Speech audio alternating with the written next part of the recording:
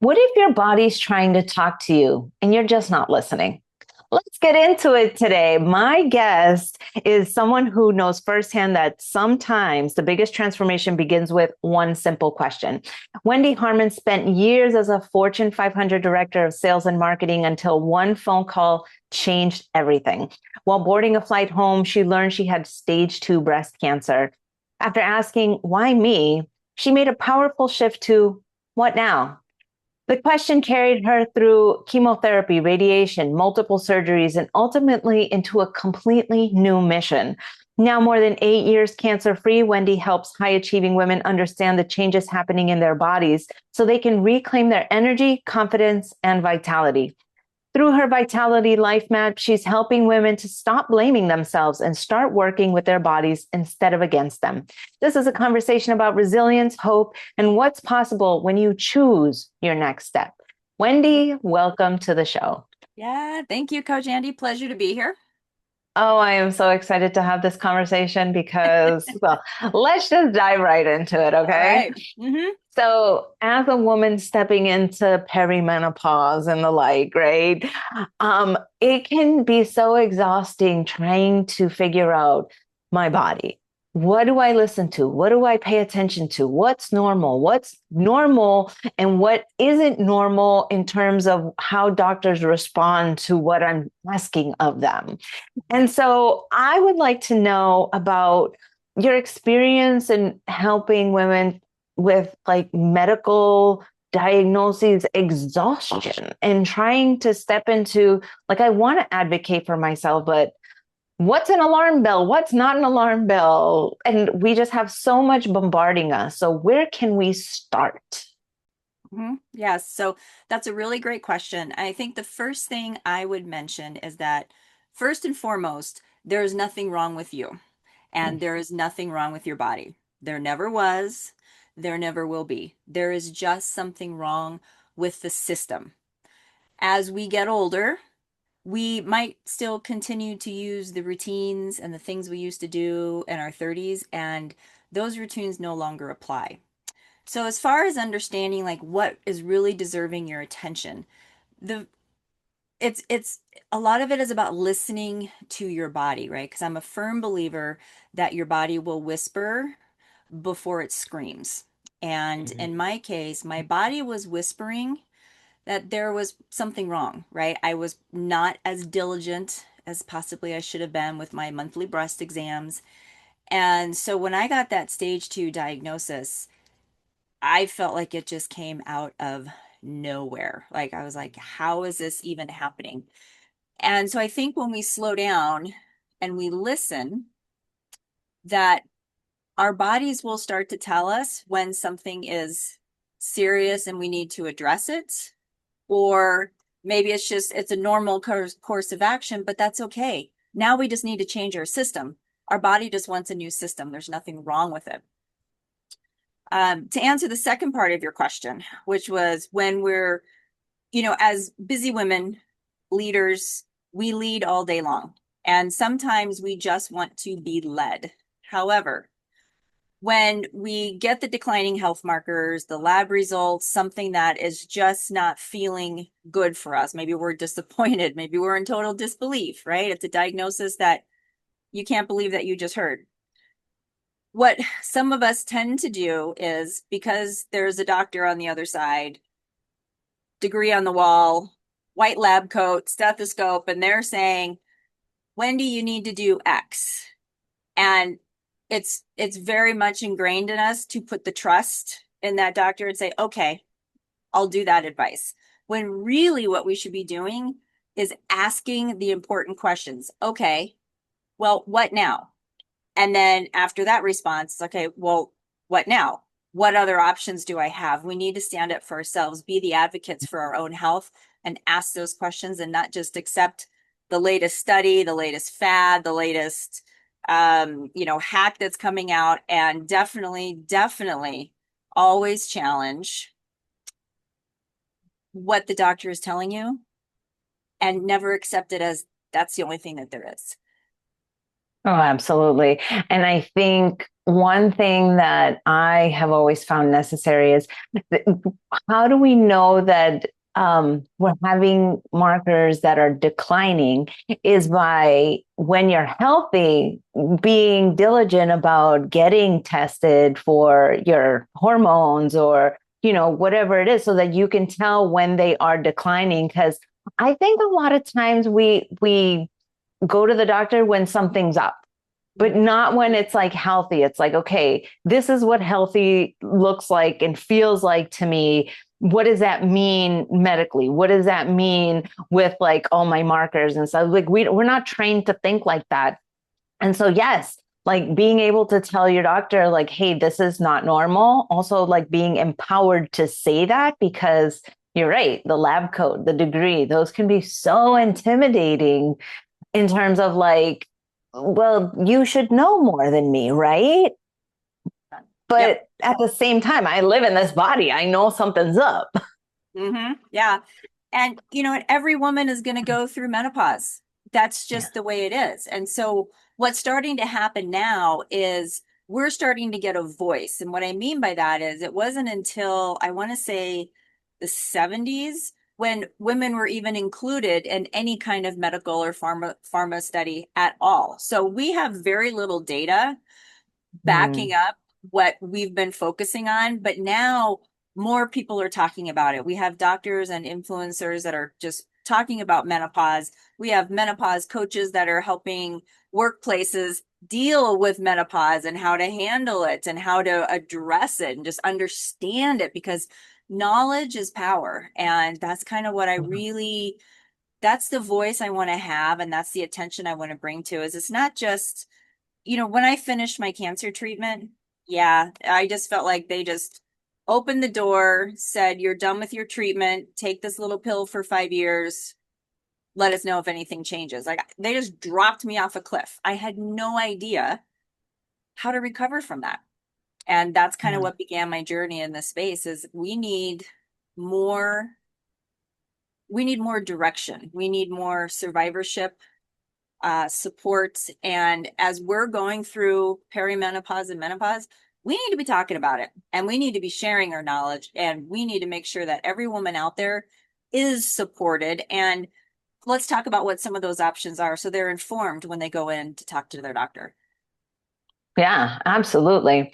Mhm. And you brought up how systems play into this. Can you talk more about that? And like, what does that mean in terms of like advocating for yourself and talking to your doctor? Because from what I understand, you go to the gyno, you go to a urologist, and that's their specialty. They're not going to say, "Hey, you should also see this other specialist because they feed it." But like, what does systems actually mean in the body?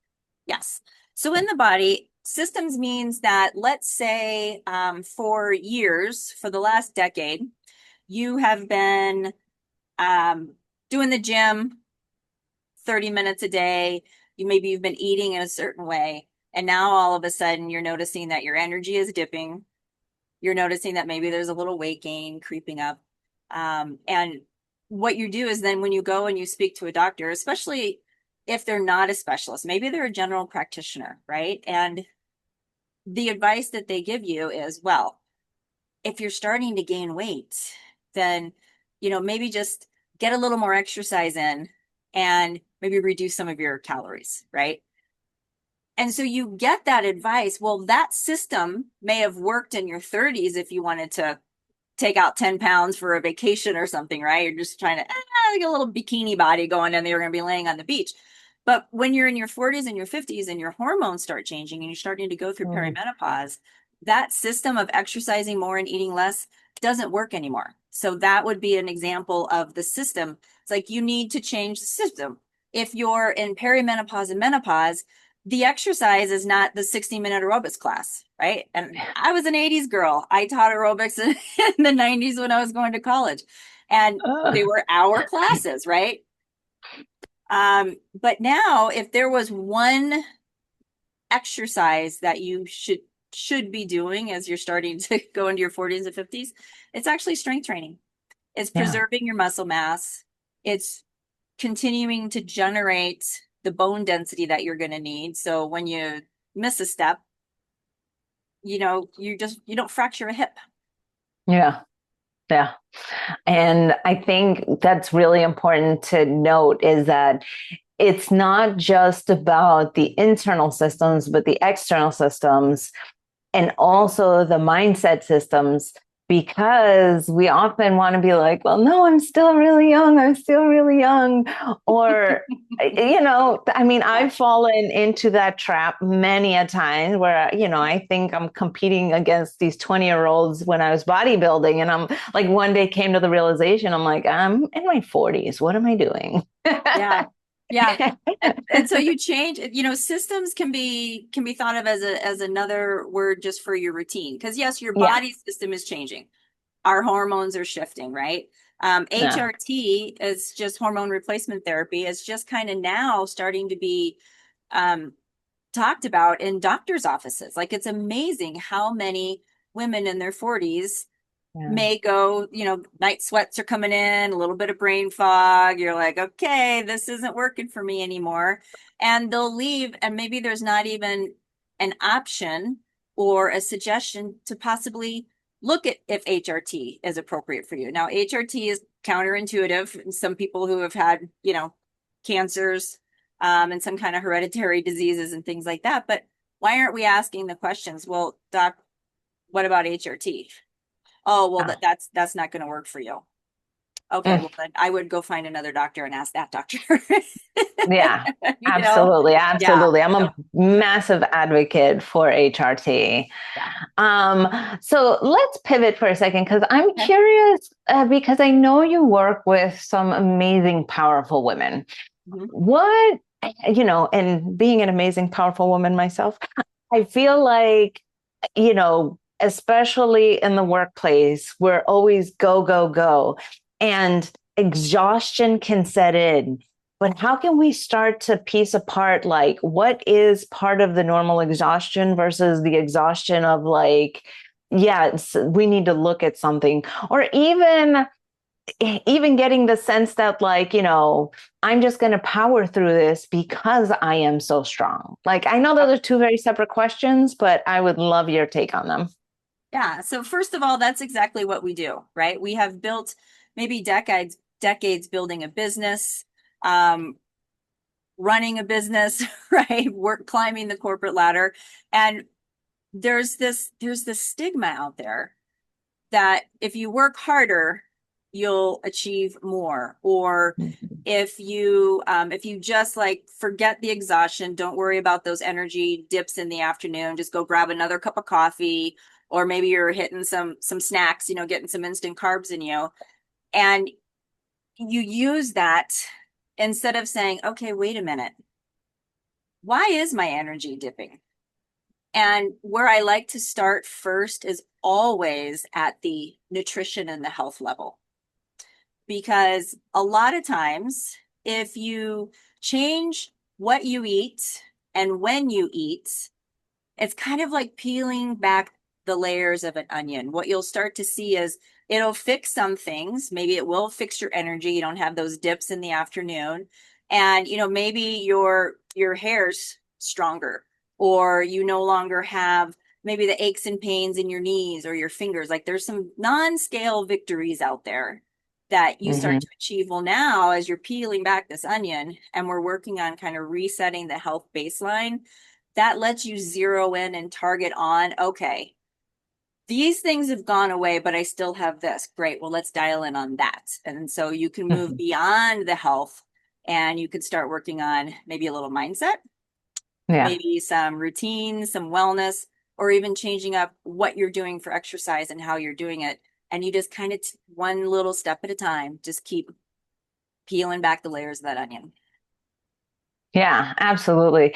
And just in terms of manifestation, like low energy is not where we want to be. So I'm of the mind that when something is sapping my energy, like, and I know I'm talking to a lot of women who are just like me, who are go-getters, who, work yourself like to the bone. And, we think we have to like work 24/7.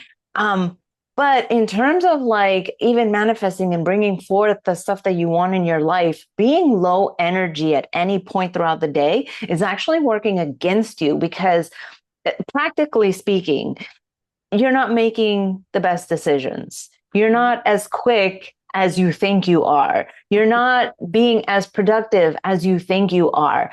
Like multitasking isn't really a skill that you want to have because when you focus on something more strongly, it comes out better. Just sort of Yeah. as an aside, it's like, and so when you start to notice these shifts in your body, that's like, oh, I'm more easily getting tired. I'm more easily having this brain fog. Me as a manifestation coach, I'm like, I want to diagnose that ASAP. But it's so hard to get over the mindset of like, no, but I have to produce, I have to produce, I have to produce, and get into the like, okay, let me take one step back because that is so hard to do. Let me take one step back and start to see, okay, what's working underneath, what's under the hood, really. Yep. Yep. You're so right. And maybe it's not even needing to take a step back. Maybe it's Yeah. needing to just do, 5 seconds of a little bit of breathing Mm. and just bring into that present moment, right? Because if your energy is like, if it's really just, it's the mid-afternoon, we'll use this. And you're like, wow, my energy. And you're just like, okay, I'm just going to go get something to fix it. If you were to stop and just do like a 2-2-6. You inhale for 2, you hold for 2, and you just exhale for 6. What you're doing is you're kind of calming down your sympathetic nervous system. You're not all up in your head anymore. You can kind of start to feel it. Okay, why does my energy drop? And I didn't eat lunch. Bingo, right? We just have to get present and ask ourselves with a little bit of breathing so we can calm our system to be like, okay, what is this? And sometimes the answers that you get are really pretty amazing. Yeah, absolutely. So tell me, when you decided it was time to get checked out, Mhm. what prompted you to start asking questions? What prompted you to be like, there's something wrong and I need to really seek out more assistance with this? What was that moment for you? In my case, it was thankfully a routine mammogram. So I went in thinking, they've everything is going to be just fine. I'm healthy. I exercise. Yes, I'm a busy executive, but you know what? I got all my balls in the air. Nothing's dropping. Life is good, right? It's just yummy. It's delicious. Like this is great. My career's off. And I just go in and then I get a phone call. It's like, well, we kind of need to do this biopsy. The radiologist saw this. Oh, okay. Mhm. Go do the biopsy, right? Continue on with life. And so for me, the moment was um, it was a routine exam, which is Mm. why it's so super important that we keep up on that. For some women, however, some of my clients, like I had one woman who makes it all the way into the office and she realizes she still has her Crocs on, right? That we're wearing at home. And she started noticing, she's like, why am I just so scattered? Why did I just go to the office in my suit and my Crocs? Or they're walking in, with their Uggs or whatever their comfort footwear is. And they're like, why did I do that? And then they start, okay, what's wrong with me, right? It's like, no, no, no, no, no. Oh, Nothing wrong with you. Maybe there's something that we need to tweak in your morning routine, right? Or yeah. change a little bit about what you're doing in the morning, or even better, let's start to look at the night before and your sleep patterns. Like, how much sleep are you actually getting? And is it Yeah. restful sleep, right? Do you have to lay in bed for hours because your mind is just going, going, going? Well, maybe we could just find a little bit of a meditation music or some sound Mhm. frequencies, get your brain to just relax so you can go right to No. sleep and see then if the memory and the tasks in the morning don't improve because now you've just had a really good night's sleep. Yeah. Yep. Oh, I was just watching. Do you have you heard of this guy, Brian Johnson? He's like the don't die guy. He's like trying to live forever. He's Oh, trying to be yes, yes. I think like isn't one of his goals at least 150? Yes, something like that. I don't Yeah. really know too much, but I know I watched a video where he said the number one way that we can start to reverse aging or at least slow it down is sleep. Yep. Sleep is the critical factor. I mean, but they go so much into it. It's like the temperature in the room, how much, when was the last time you ate, the night, the screen time that you have, the lighting, and it's like it's a whole thing because he's like this billionaire who can do that, right? Mm-hmm. But sleep, what he found was the critical factor in so many things when it comes to our bodies that it's like it's really surprising how impactful it is. But if you think about it, you spend a third of your life in bed, just a Mm-hmm. third of your life asleep. And Mm-hmm. with that, it's like, yeah, we have to also take care of that part too. I mean, it makes logical sense, but it's like you don't really think about it because it's like, oh, when I'm tired, I sleep and I wake up. And then the part where to me it matters is the awake time. Like, what does that feel Mm-hmm. like? Yep. Yeah. Yeah, absolutely. And you know, it can be something just as simple as, okay, before you go to sleep. I mean, yes, have I used blue light blocking glasses? Yes. Have I created a nighttime routine that I follow? Yes. But oftentimes, if I've had a day, like one of those days, right, where you're just like, oh my gosh, this was terrible.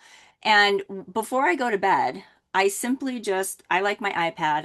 I like to write. It's good to write, but I'm not Mm. a pad of paper kind of girl because I want to have my notes with me. So I've been doing Yeah. notes on my iPad for a while. It's just a brain dump. Just every thought that is rattling around in your head, you just write it down. And now you've written it down, you don't have to remember it anymore. And then if Mm-hmm. you really want to get laser focused and just kind of go into your sleep with a little bit of relaxation, look at that list and circle one thing that you will do tomorrow.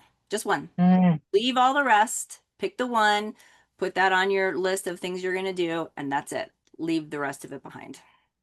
Oh, I love it. I love a good nighttime routine is like my jam.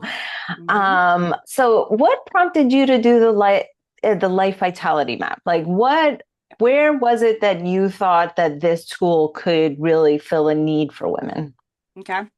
So, where it fills a need is first of all, it's practical science backed strategies, right? And I tested them on myself. So, as I was going through the cancer journey, I had 4 months of chemotherapy, 28 radiation treatments, 14 surgeries in 4 years.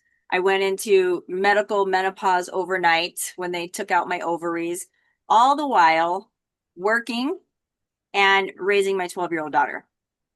So when I came out of that on the back side of it, I really sat down. I was like, okay, why was I able to do all of that? Right. And there's Mm-hmm. basically three components. The first component was I'm a huge, huge proponent of WildFit. It's a 3 month program, it's about 14 weeks. And I had finished WildFit in June of 2017. And then the diagnosis of the stage 2 cancer came my way. And what I was able to do is literally nourish my body for years living WildFit, like really truly putting the nutrients into my body that my body needed. Because, yes, I'm not saying food replaced chemotherapy or that food is medicine, although I do think food really is medicine, but it can work in tandem with modern medicine because my cancer cells needed that chemotherapy to die, right? But chemotherapy is like carpet bombing every cell in your body. So my other cells needed that kind of health to rebuild and repair. So the first one is the health foundation, which is why I kind of start that almost with every client because once you get a few of those layers peeled back, now you can really stop and focus on okay, this is the underlying issue, but you may not have never noticed that, right? You never got that far. And then there's the mindset work. And mindset work is so, so important, as you know, because how easy is it for us to get into that why me self-pity mode, right? I mean, I was boarding my flight. I answered the call from my doctor. And to this day, like many of us remember what grade we were in when they wheeled in the projector and we watched the space shuttle on the TV, right? Or where we were when 9/11 happened. The same thing as when I was boarding that flight and I just picked up the call from my doctor and he told me that the biopsy confirmed stage 2 breast cancer. And I just sat down first in my seat in total disbelief. Like, there's no way. I feel too good. This is too good. But then when that cabin door shut and locked, that disbelief immediately turned to self-pity. And for the rest of the flight, I went through every rendition of Why Me, wallowed in self-pity the entire flight, crying, those cheap little airplane napkins, and then you have like little, I look like I had snow on my face because they stick to your skin when they're wet. They're not very absorbing. And I did that for about 2.5 hours. But as I landed, and this is the key, yes, an event happens, a diagnose happens, give yourself some time to process it. Wallow in the self-pity, but don't stay there. And that's where, when I moved from the why me, and when I was landing, I was thinking, okay, what now? That shift from the fixed why me to the growth what now took me from being the victim of my diagnosis to being the CEO of my own recovery. I had the power. And so every day, every challenge, you get into a car accident. Okay, what now? Right? Someone breaks in your car and steals all of your stuff. Great.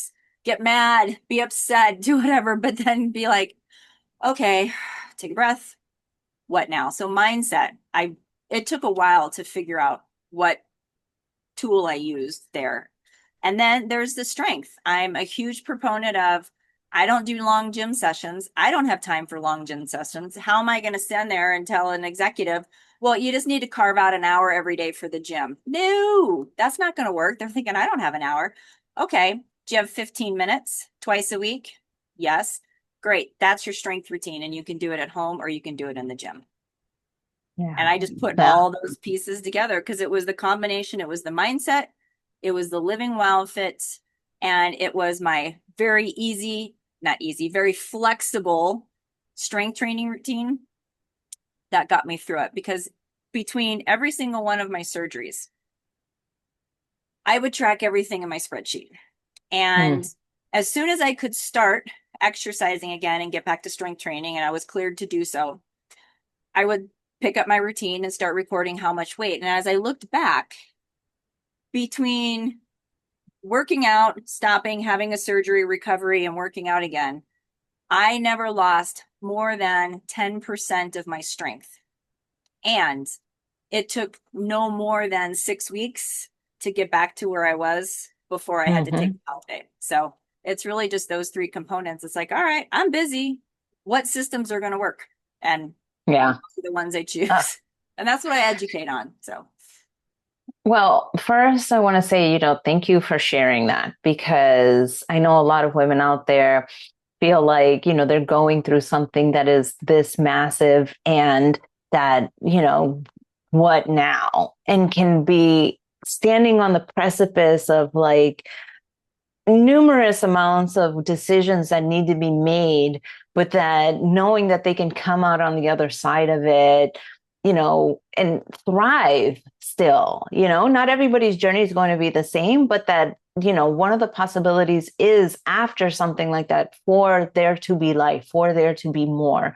And so I would just want to say thank you. And just like, I'm in awe of, your journey, like so much stuff that you endured that I'm a baby when I get a cold, and just hearing when women go through things like this, I'm just like, you are amazing, like yeah. absolutely amazing.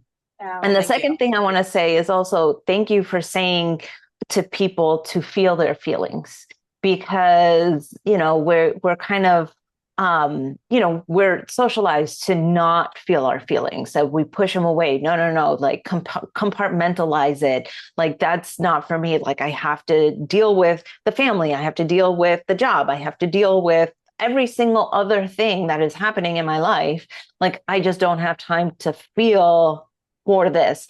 But I think one of the most critical components of being able to, go through something like this is to feel the grief, to feel the pain, to feel the disbelief and all those emotions, rather than pushing them away, because in order they stay stagnant in us when we try to push them away rather than allowing them to flow through us. So thank you for saying that too. I think that really, I wanted to just highlight that part, because that is critical, especially in moving through, medical diagnoses like these. Um, and the last piece, I also love a spreadsheet myself. Just want to say that. Yes, yes. But so, talk to me and tell me, how can women get in touch with you? How can they, do the Vitality Life Map? What projects do you have going on for you? Like, let us know, Wendy. Okay. All right. Well, it's there's a little bit for everybody, right? First of all, you can go to the vitalitylifemap.com. All the information is there. There's a nice little start here. And there's a couple of things. First of all, there's a vitality assessment. It's about 30 questions, and you get kind of immediate answers of where you might want to focus and why you may be feeling the way you're feeling. And then what we do is 24 to 48 hours later, you get a very personalized, very curated map. Like if you were to pick one thing that's going to move the needle the most for you based on your answers, this is what we would suggest you try doing. So immediate information, something that you can apply very quickly and kind of take that step forward. The Vitality Life Map is run in groups. So I like to do about every 2 months, we run a group cohort. I think there's so much power in doing something together as women, right? Because when you're going through a group program, you get to listen and you get to learn. And more importantly, even if you're not the one speaking up, you are 100% guaranteed that these other women understand you and you're not alone. And so I do the Vitality Life Map as a group. The entire program is 6 months, but people are like, "Oh, 6 months." There's a couple variations there, right? There's a 14-day vitality reset where you get in and you can experience the first couple of weeks of the WellFit program. I use WellFit as my health foundation. I'll never stop coaching it. I think you'll probably never talk to me more than 5 minutes without hearing me mention WellFit because it's been such an instrumental piece of my recovery. So you can do a quick vitality reset, get a feel for it. Is this going to work for you? And then go into the health foundation, which is 14 weeks. And I'll have to be honest with you, many women don't need what's after the health foundation. In those 14 weeks, they've understood their why. They're making better food choices. They're understanding how, if they're in the boardroom, they're at the meeting, they're on the plane, they're doing the travel, how to make those food choices that are going to support the body and support their energy. And then sometimes they want to go and I'm like, okay, I need this mindset work. Or maybe they're like, I really need to strength train. I've never done it. And I hear that I'm supposed to, that that's the one thing that our bodies need. And believe me, ladies, I think it's Dr. Stacy Sims who said, women are not little men. The strength training routines that you see men doing in the gym do not apply to us in our 40s and 50s. It just doesn't. Don't do it. And so, yeah, it's group programs. There's also a weekly newsletter. Hey, if you want, I send out one newsletter every week and it's just factual. It's what I've listened to, what I've learned, what I've watched, and I share the resource. I break it down into action items, takeaways. There's a little reflection there. And once a week, you can just kind of start to build up your knowledge bank and learn where you may be needing to ask questions or go seek a specialist because of, X, Y, or Z. Mm-hmm. Yeah. Wonderful. Thank you so much, Wendy. And everybody, if you are looking to do the Vitality Life Map, hit up that website. If you know somebody who might need this information, please share this. Sharing is caring, and health is wealth, right? So Yes. I'm so grateful for you, Wendy. Thank you so much for sharing time, space, and energy. Everybody, we do these interviews every Tuesday. So like and subscribe. Love you guys so much. Bye.